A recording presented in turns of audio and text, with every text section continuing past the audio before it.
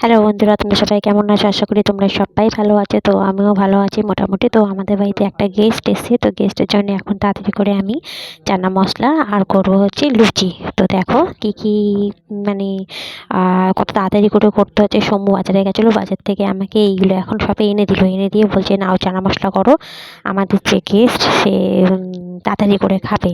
তো তোমরা আমাদের যেই যার জন্যে এইসব রান্না বান্না সেই গেস্টটাকে দেখার জন্যে তোমরা রেডি হয়ে থাকো। দেখো কত সুন্দর একটা গেস্ট এসছে আমাদের বাড়িতে, যে নাকি বলেছে যে কচুরি খাবে, কিন্তু কচুরি তখন তো করা সম্ভব না। তার লুচি করে দিয়েছি আর করেছি হচ্ছে চানা মশলাটা, বলেছে চানা মশলা বেশ লাল লাল লাল লাল করে করতে, যাতে একটুখানি স্পাইসি হয় খেতে। তা আমি বললাম যে ঠিকই আছে, সেইভাবেই করবে। তা বলছে যেন বিয়েবাড়ি একটা ফিল আসে। তাই আমি বললাম তাই হবে। সেটা বলে এবার তাড়াতাড়ি করে আমি এবারে চানা মশলাটা বসিয়ে দিলাম।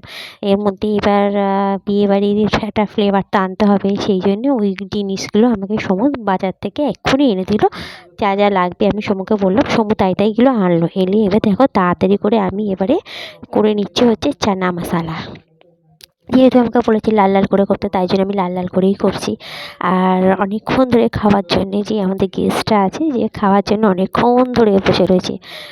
বলছে কখন হবে কখন হবে। আমি বলছি হ্যাঁ হয়ে যাবে, এই মাত্র হয়ে যাবে। তো বলছে না, লুচি এগুলো যেন ফোলা ফোলা হয়, পাতলা পাতলা লুচি ফোলা ফোলা খাবে। সেই জন্য আমাকে আবার তাড়াতাড়ি করে পাতলা পাতলা করে লুচি বেলিয়ে ফুলিয়ে ফুলিয়ে সব কটা লুচি আস্তে আস্তে করে ভেজে নিতে হলো।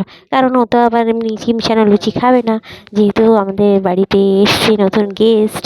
তো চলো তার পরিবেশন করছি। তার থালাটাকে বেশ ভালো করে সাজিয়ে গুছিয়ে তাকে খেতে দিতে হবে।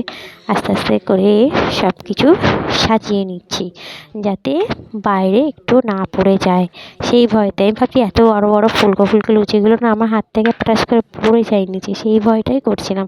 এদিকে পেঁয়াজ কুচি, তারপর হচ্ছে শসা কুচিও নিয়ে নিয়েছি পাশে, হালকা করে একটা স্যালাড টাইপের, যাতে চানা মশলাটা ওইগুলো দিয়ে খেতে ভালো লাগে। তো চলো আমাদের গেস্টের সঙ্গে তোমাদের আলাপ করিয়ে দিই। এই যে বসে আছে আমাদের ছোট্ট একটা গেস্ট, আমার ছেলে। বিকালবেলা থেকে বায়না করেছে মা দিয়ে আমি লুচি